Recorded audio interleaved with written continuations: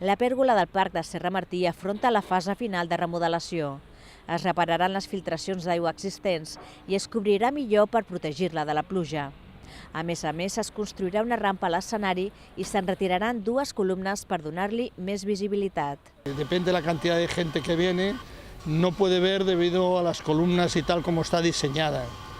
Luego, tal como estaba diseñada, resulta que le entraba agua por todas partes y al entrarle agua, la madera que tiene, que es una buena madera, la estropeaba en 4 días. Però l'alegria veïnal ve acompanyada d'una llista de queixes sobre el projecte que volen negociar en una reunió amb el districte.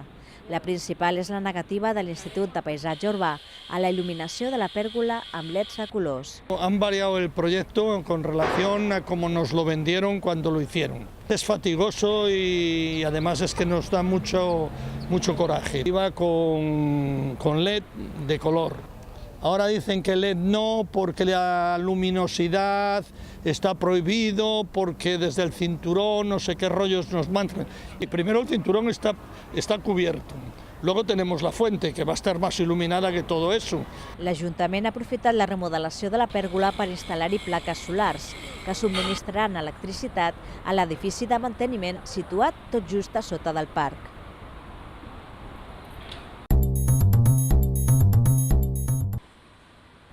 El nom del carrer d'Escòcia té l'origen en la Fabra i Coats, una empresa amb capital escocès.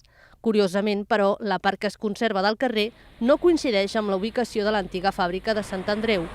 Quan el 1957 es va dividir el carrer en 2, només la part de Nou Barris va conservar el nom original.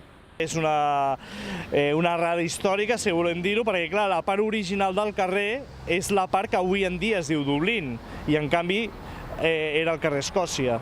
I la part de dalt, que té una urbanització posterior, doncs passa a ser i es manté avui en dia com a carrer Escòcia. El carrer d'Escòcia actual conserva més una altra curiositat. És l'únic carrer del districte que manté la identificació del carrer escrita a la vorera. Malauradament, a les 2 identificacions els manca una lletra, la E. A partir de 1916, l'Ajuntament de Barcelona aprova que tothom que es vagi construint la seva casa ha d'anar urbanitzant les voreres. Si aquesta casa està situada en una cantonada, diu que s'ha de posar en els panots el nom de les lletres que identifiqui aquell carrer. La majoria d'aquests panots, que ja són centenaris, han desaparegut a la ciutat amb les contínues reformes i urbanitzacions dels carrers.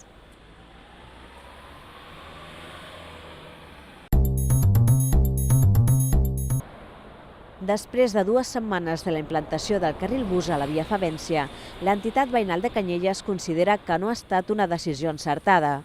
Quan hi ha poc trànsit i la circulació és fluida a la Ronda de Dalt, asseguren que tot va bé, però diuen que quan hi ha pics de trànsit, el carril bus col·lapsa la circulació i això fa que els conductors agafin rutes alternatives. Estem esgavellats perquè des que s'ha fet aquest carril bus ha augmentat significativament el tràfic per dintre del barri.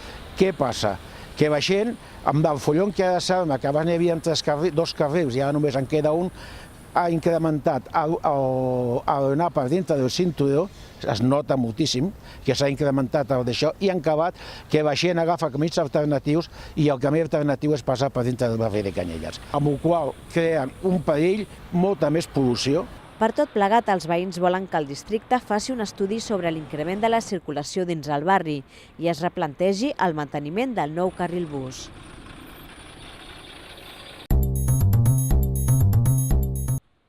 L'Ajuntament renovarà fins a finals d'any l'enllumenat del Parc Central de Nou Barris per guanyar il·luminació i eficiència. S'ha fet un estudi lumínic per adaptar els llums a l'ús del parc i, com a resultat, es canviaran més de 400 llums i s'instal·laran 31 de nous per incrementar la il·luminació, sobretot de les zones de pas. A més, la incorporació de LEDs permetrà estalviar un 70% de la factura elèctrica. Les actuacions tenen un pressupost que supera els 2 milions d'euros i mantindran l'estètica singular dels fanals del Parc Central.